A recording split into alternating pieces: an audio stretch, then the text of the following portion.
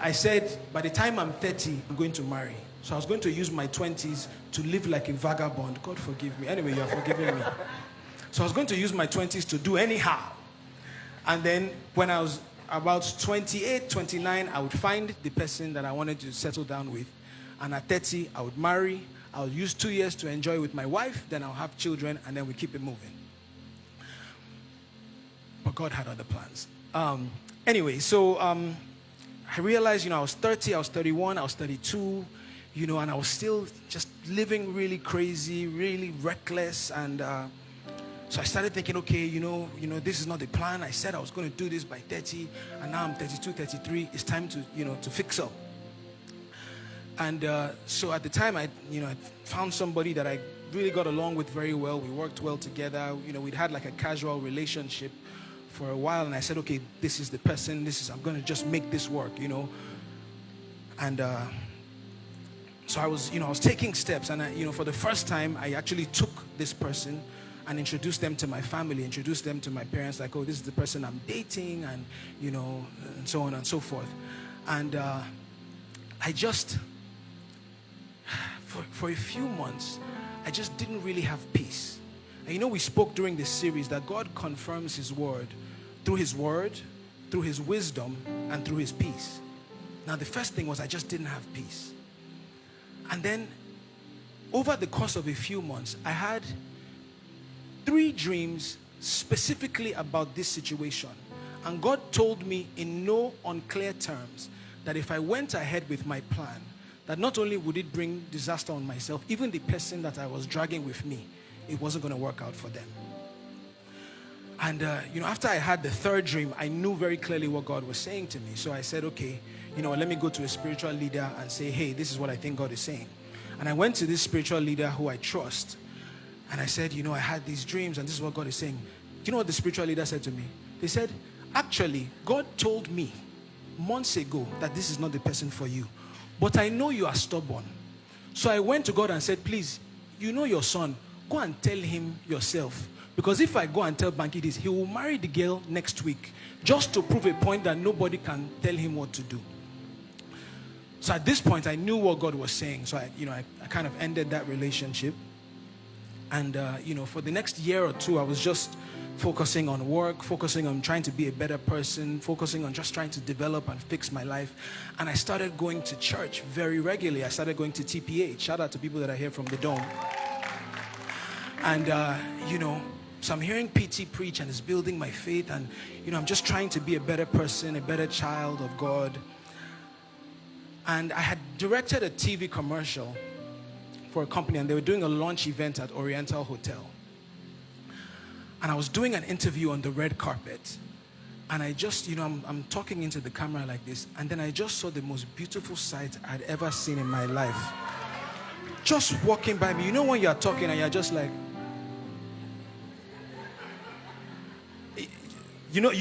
men, the men in the house, you know what I'm saying, when you see the work of God. So here's the interesting thing. In my mind, that was the first time that I had ever seen Adesua. But the truth of the matter is, I had actually crossed paths with her every year for the last 3 or 4 years, and I didn't even recognize.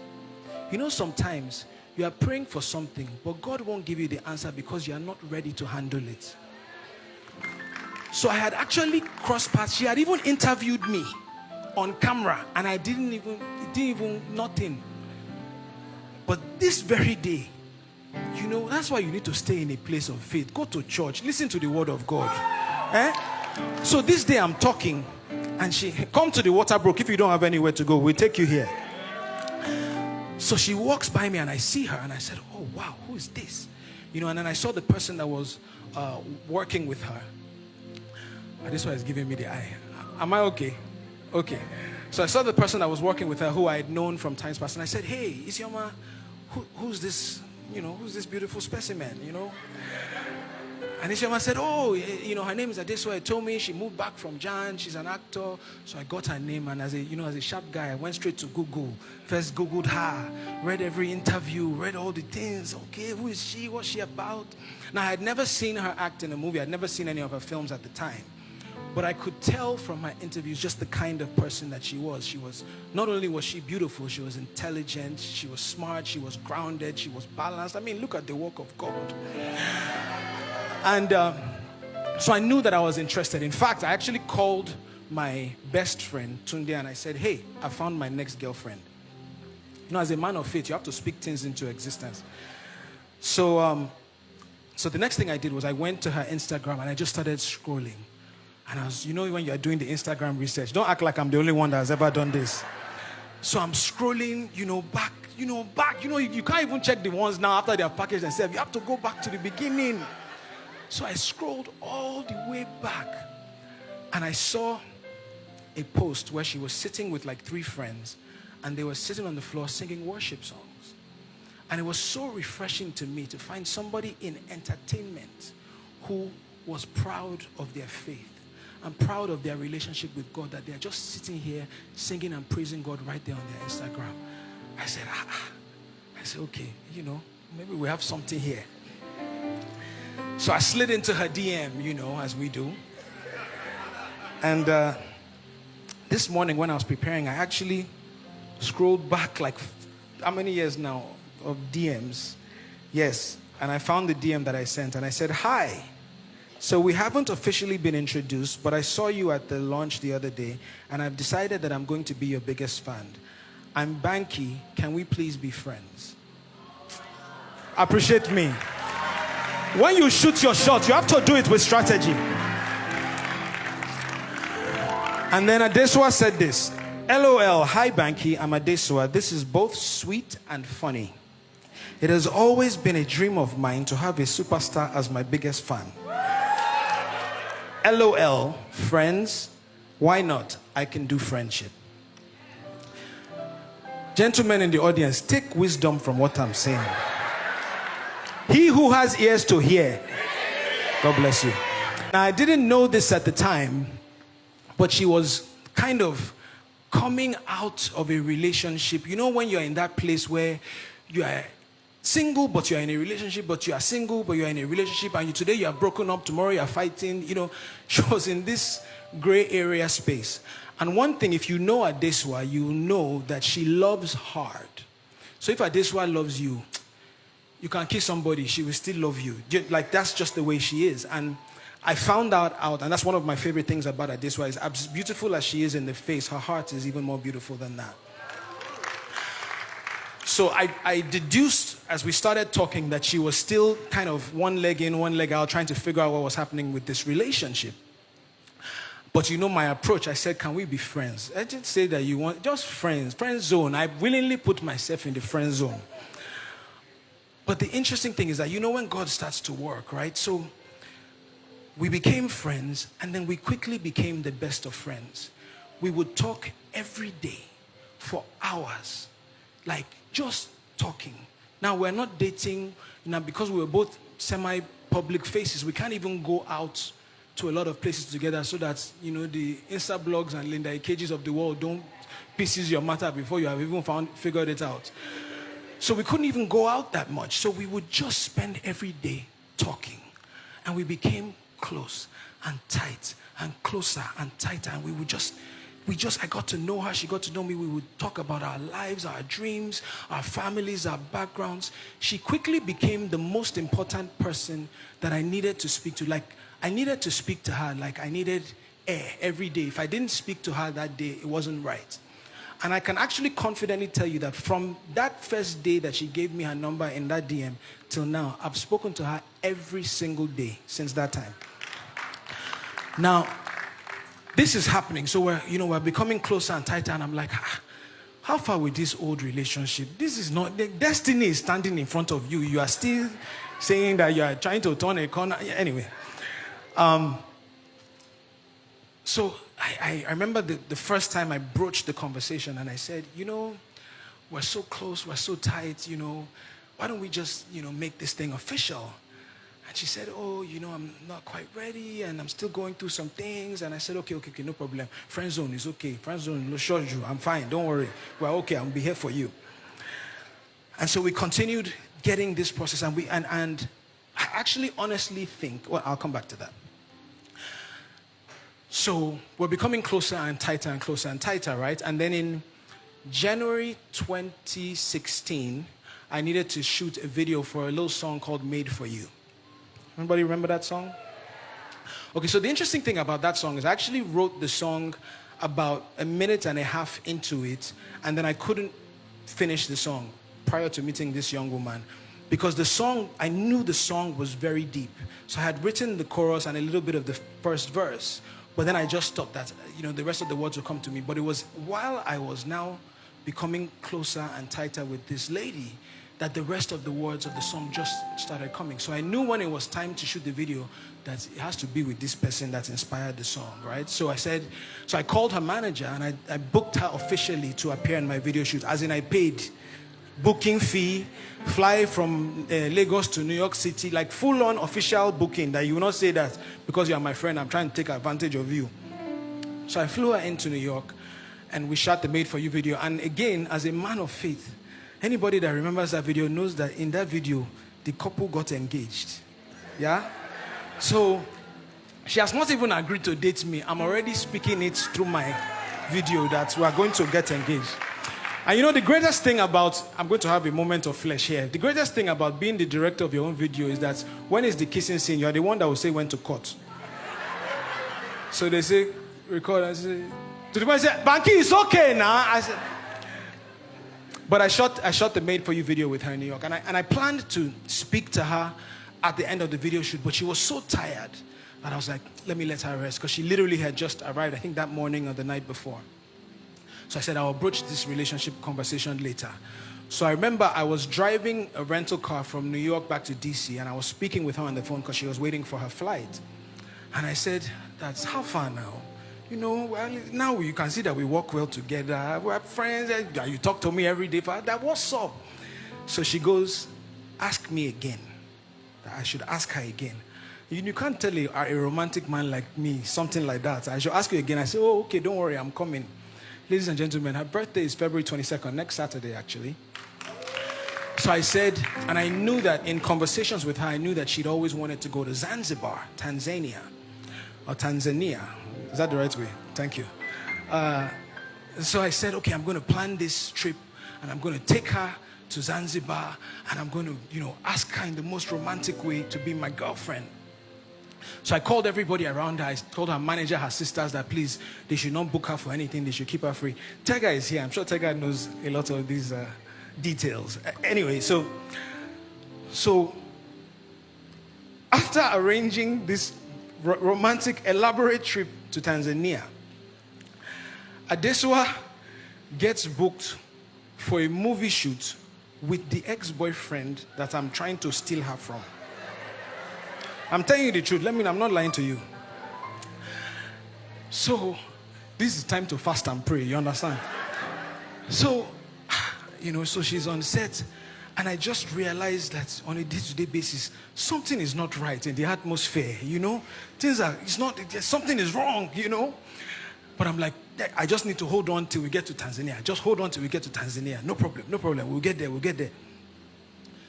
Finally, when a few days to the trip, I now tell her that, hey, for your birthday, I want to take you to Zanzibar.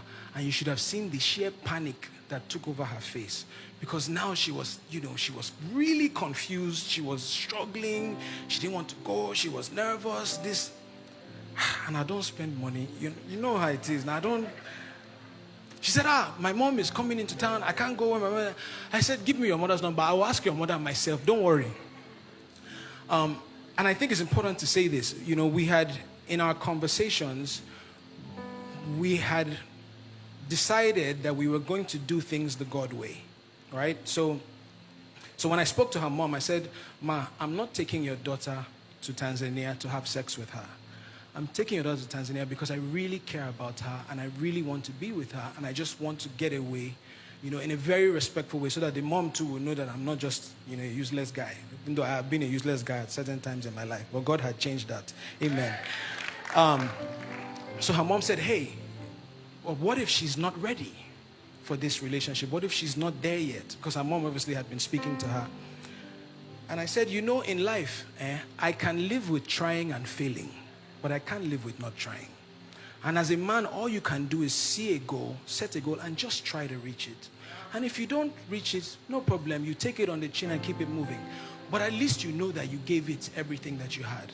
And I think her mom just respected the African man in me. So she said, no problem. So she said, no problem, you guys can go. So I called her. I said, we're going to Tanzania. She said, okay. So now we get to Tanzania. The first day was a little rough with travel arrangements. You know how it is. So the second day was a bit better. We're in this nice villa that's overlooking the ocean. I had planned this breakfast on the sea with a small cabana and all of these things. Come on, as a bad man. So as a good man, you know what bad man means. Bad man in a good way. You know, come on guys. So we're sitting there and I had my little speech. I'm nervous and I said, you know, Susu, you know how I feel about you, and I just, you know, I feel like it's time for us to make this thing official. We've been talking now for, it was like 6-9 months or something. And I said, you know, will you please do me the honor of being my girlfriend? And Adesua said, I'm still not ready. See, you people don't, it's men that will understand what I'm saying. Gentlemen, you have spent money. And listen, Pastor Bless, you have Zanzibar, 2 flights plus travel by road, cabana on the sea, and they say they are still not ready. This is somebody that you have been, that said, ask me again. No, let me just remind you. That thing hit me like a ton of bricks. I said, I was you know when your head is, it's like, you know that meme where smoke is coming out from your head. I'm sitting there on the seat that, what? First, I'm going to tell you the truth. I said, okay, no problem. Thank you so much. We finished the breakfast. I took a 3.5-hour walk. I literally walked. There were 3 resorts. I walked the length and breadth of them, drinking alcohol every step of the way. You know, when you're just listening to depressing songs, just writing terrible lyrics, I was really, like, I was completely heartbroken. Anyway, so Zanzibar comes to, the trip comes to an end. It was very awkward. It was difficult for both of us because we still had one more day. But we get back, and at this point, I just felt like, you know what, I've asked this girl 2 times. She doesn't want to do that. Maybe this is karma for all the girls' hearts that me have broken. So maybe this is God's way of punishing me in return, that let me kuku accept my punishment. But what I knew was that I couldn't, at the time, I just felt like I couldn't handle being her friend anymore. I couldn't have this day-to-day, you are my best friend conversation. Like, if you don't want to date me, kuku, let me go back and find who wants to date me. So I had a conversation with her when we got back to Lagos, and I said, hey, I can't really do this best friend, close friend thing anymore. I've tried twice and you're not ready, and I understand that and I respect it, but for my own sanity and for my own sake, I need to cut this off. So I did, and I said we were going to stop talking, and that was it. But that's why it's good to have a relationship with God. So, I'm now just going back out, looking for who to take out, and God just kept working on my heart. And he said, listen, all of your life, you've been searching for the kind of connection that you found with this girl. So don't throw it all away because she's just not ready. She's just not ready. Just don't lose a friend over the fact that you can't have the relationship that you want. So I called her back and I said, no. Oh, actually, no. Let me give you credits where credits is due. So my birthday came up. And obviously she was going through a lot because she felt like she had lost her best friend. So she did this. It was my 35th birthday. So she did this. Meanwhile, we'd not been speaking for a couple of weeks. She did this really sweet thing. She did like 35 things that I love about you. She got me a few different cakes. She said she couldn't afford to buy me a car, so she bought me a little model Ferrari sports car. Just things that would not be making you do anything. I said, what do you want from me, this woman? You don't. So, but then God started working on my heart, and that's really what inspired it. So I called her back. I said, you know what? We kuku said we were going to be friends. Let's just be friends again. Now, this second round of friendship, I didn't think that we could be closer than we were before, but we were even closer this time around. And it was the most difficult thing for me because by now, I knew for sure, for certain, that Adesua was my destiny. I knew it. When people tell you that when you find the one, you'll know. this was that moment for me. I knew, I felt like God had told me. I had a peace about being with her. I just knew that she was the one for me. But she couldn't really see it. And I remember one day I knelt down and I prayed and I said, God, you know how much I love this woman. You know how much I want to be with her. I said, she can't see it. So as you have told me, tell her yourself. And that's why I tell single people, don't go and tell somebody, God said you should be my wife. Or God said you should be my husband. If anybody comes and tell you that, say, thank you. Let me go and we're all children of God. So if God spoke to you, then he can speak to your wife. So I told God, I said, for this thing to work, I said, first of all, I am never going to ask Adesua to date me again. Never. I'm her friend though, but you see this, will you be my lover? I'm never gonna ask you. I told God, I said, you have to, if you want us to be together, go and tell her. So I left it at that. Now we're tight, we're close, we're speaking every day. In fact, in hindsight, these were the best times because we spent so much time building a real friendship. And it's important that the person that you end up with is your best friend. It should be the person that you can tell anything. It should be the first person that you want to talk to about anything that's going on. So we're getting close and I said, Lord, I'm not going to tell her nothing. I said, we're just going to be in this friend zone. Then I got a call one day, shout out to Kemi Adetiba, and she said, hey, Mo Abudu is doing this film called The Wedding Party. I want to send you the script. Do you want to come and audition? And I said, yeah, you know, because Kemi and I had been talking about going into movies all of our years and music videos. So I said, okay, I'll go and audition. So she gave me the script and I started preparing for my audition. And I get there and there were a lot of actors, a lot of people who obviously had a lot more experience than me. But I auditioned and they gave me a callback. They said, oh, we want you to come for a second callback. I now found out that they had also called her to audition. So we're both auditioning and we go through the rounds of auditions and then they now start pairing you. So they'll take you and pair you with 3 ladies, take each lady, pair them with 3 guys just to see who had the best chemistry. Now, of course, you want to talk about chemistry. I've been talking to this person for like a year, every single day. So the chemistry was, hello, ladies and gentlemen, it was off the charts. So they go through all the audition process and they say, everybody is really good, but there's something here, there's something here. They now called me, they said, oh, who did you feel? I said, well, everybody was good, but I felt like there was something special with Adesua. They said, yes, everybody in the room was even saying that maybe you guys should even be dating or something. Like there was just something, you have to put things in the atmosphere. So they gave both of us the roles. Now, the way God will have it, we were now on the same movie set for like a month, staying in the same hotel. They said, oh, so sorry, you can come from home if you don't want to stay there. I said, don't worry, I will stay in the hotel. It's okay. They said, oh, you can bring your tie. I said, you are not understanding me. I'm okay. Leave me in the hotel.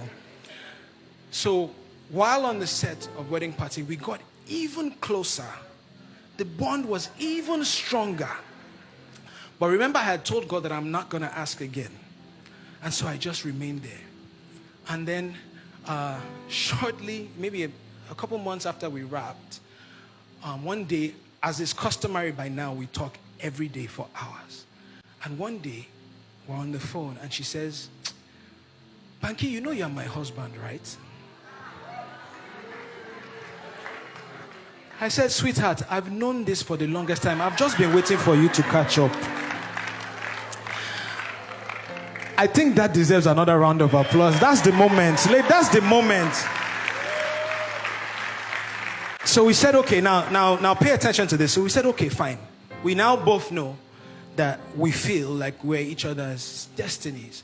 But remember what I said before. Sometimes we try to trust in our plans over God's purpose. And we'd both been through so many bad relationships and bad situations before that we said, when we're dating, single people, sometimes you see somebody, you like them, you start dating, then you now ask later that, God, is this the right person for me? Sometimes we even go as far as getting married before we start seeking God's face in our relationship. But God is interested even in your relationship. So we said, you know what, we've done this the wrong way for so long. Let's try and do it a different way now. So we said, instead of we both know we want to date, but instead of going into that immediately, let's seek God's face first. So we started praying about our relationship. So I would pray with her. I would pray by myself. She would pray by herself. She would pray with her mom and her pastor. I would pray with my mom and my pastor. We were just praying that God should confirm. And by God's grace, that confirmation came. Come on, give me a hallelujah. And then we decided that yes, we were going to go into this relationship thing. Now, the interesting thing is, by now we had spent so much time building such an incredible bond and such a strong friendship that it was like it was a blessing in disguise that she had told me no those few times. Because number one, it taught me humility.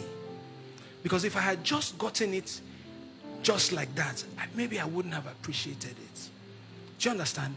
It taught me to humble myself. It taught me to chase. It taught me to desire. It built my faith in God. It built my relationship in God. It forced me to the place where I couldn't do it on my own. And I had to go and tell God that, okay, I want it, but I don't know how to do it. Please help me. And that's what this is all about. Now, we're now at the stage where we're talking about learning to listen. And I can tell you confidently that I heard God as regards this relationship. I'm not saying that we are perfect. As she told you before, and as I told you, we've both struggled, we've both been works in progress. There are things that God has to work. When we did our first marriage counseling, Pastor Nkoyo, Mrs. Nkoyo, the first day of marriage counseling, premarital counseling, she goes, oh, what do you want in a wife? And I said, I want her to be like this and that, and God-fearing, and to be, They said, okay, what do you want in a husband? I said, oh, I want this and that. And then she said, okay, here's the thing. Neither of you, throw that out the door, because neither of you are what you described. And marriage is the process of submitting to God. And nobody is perfect, but you can be perfect for each other if you involve God in the conversation. If you make him a part of that relationship and allow him to work on both of you, and then it's a step-by-step process. It's a journey. Till today, he's still working on me. Till today, he's still working on her. Till today, he's still working on our relationship. But here's the thing. We heard God. We listened to God. We heard with humility. We heard with obedience. And that's the point of today's message. Hear with humility and hear with obedience.